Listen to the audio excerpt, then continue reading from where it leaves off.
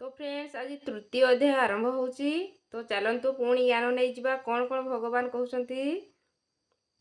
द्वितीय अध्याय रे भगवान श्रीकृष्ण कहिले एही बुद्धि तुम निमंते ज्ञान मार्ग विषय रे कुहागला केउ बुद्धि यह कि युद्ध कर जिणिले महामहिम स्थिति प्राप्त करिब एवं हारिले देवत्व जिणिले स्वर्ग सर्वस्वख सुख एवं हारिले देवत्व उभय पक्षरु किछि ना किछि प्राप्त होइथाए अल्प मध्य क्षति एथिरे नाही।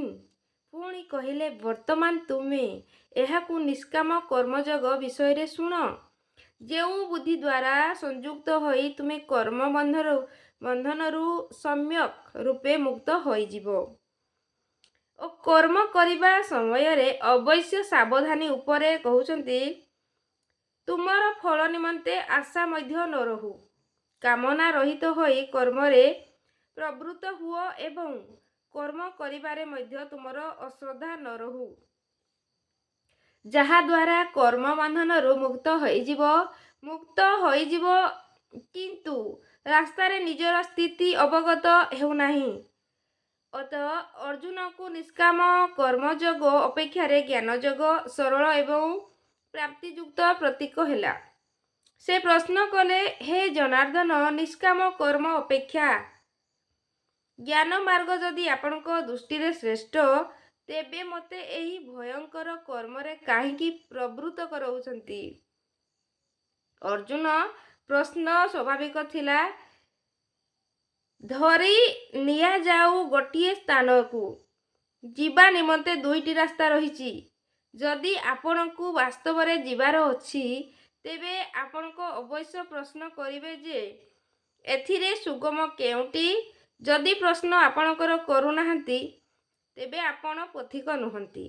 ठीक एही परी अर्जुन मध्य प्रश्न रखिथिले ओ जनताको उपरे दया करिबा हे जनार्दन जदि निष्काम कर्मयोग अपेक्षा ज्ञानयोग आपणको श्रेष्ठ मान्य तेबे हे केशव आपण मते ए उभय कर्म जगरे काहेकि प्रवृत्त कराउछंती।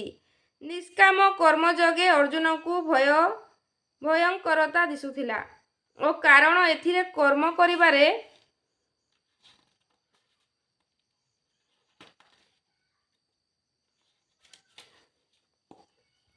ही अधिकार किंतु फलरे कदापि नुहे कर्म करिबारे अश्रद्धा मध्य न हेउ एवं निरंतर समर्पण सहित जगरे दृष्टि रखी कर्मरे लागि रुह जेतेबेले कि ज्ञान मार्ग रे हारिले देवत्व एवं जिणिले महामहिम स्थित निजर लाभ हानि स्वयं विचार करी कर्मरे प्रवृत्त हेबा उचित। एही परी अर्जुन को निष्काम कर्मयोग अपेक्षा ज्ञानयोग सरल प्रतीक हेला।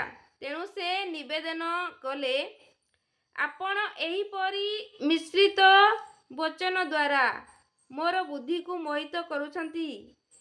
आपण तो मोर बुद्धि रे स्थित मोह को दूर करिबा निमंते प्रवृत्त होइछंती। अतः एथि मध्यरु कोनोसी गोटिए निश्चिंत करि नियंतु जहा द्वारा मु श्रेय अर्थात परम कल्याण मोक्ष प्राप्त करि पारिबी। एहा उपरे पुणी श्रीकृष्ण कौन कहिबे आमे आग को जानिबा।